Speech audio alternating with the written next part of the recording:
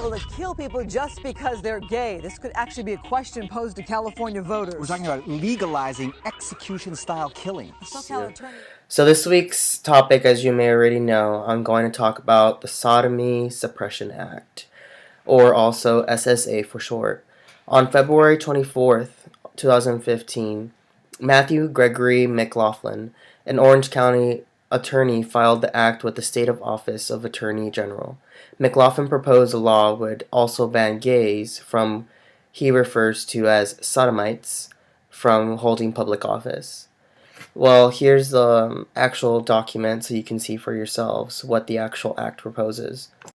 Well, here's the document, the Sodomite Suppression Act. What it basically says is that any homosexual individual who shows such romantic feelings against another homosexual or same-sex gender should be shot to death. And this is not an exaggeration. This is exactly what it says in the document.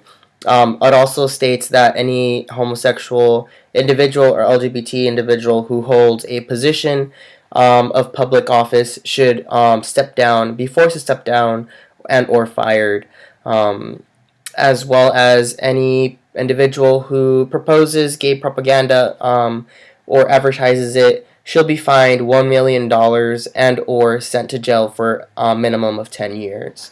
There's a couple more things in this document, but those are the gist of things. The document will be posted, the link of the document will be posted in the comment section, so feel free to look it up yourself if you have more questions about it. So in case you didn't know, anyone can actually file a prospective state ballot measure at only the cost of $200. And the public has 30 days to respond before the Attorney General publishes a summary of the measure according to state rules.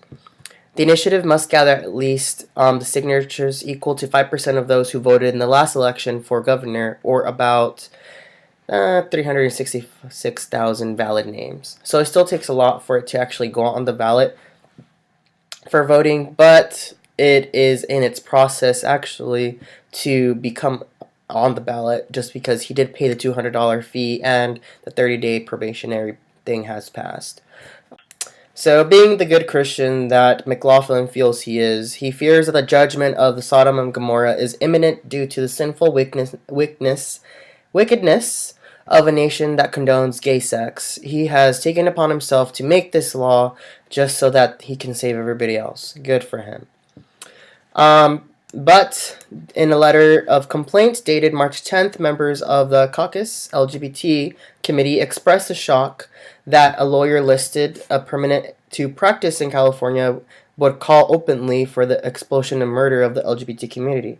The letter, a little quote says, "We are shocked and outraged that a member of the state bar would so callously call for the disenfranchisement, expulsion, and murder of members of the LGBT community. We believe that this measure not only fails constitutional muster, but that such inciting and hateful language has no place in our discourse, let alone state constitution. However, it is unlikely that the California State Bar would be able to sanction McLaughlin because he could always plead his right for freedom of speech." If you have any other questions about this topic or anything relating to it, feel free to comment.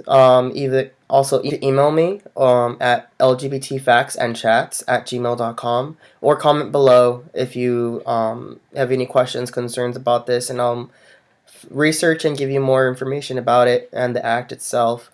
I have listed my references of where I got my research at, and the little label below. And if you're interested what's going on next week, I'm gonna basically talk about several things that the Bible says about the LGBT community, or what's going on, what's this whole hubbub about the whole Sodom and Gomorrah issue that's going on in this act itself.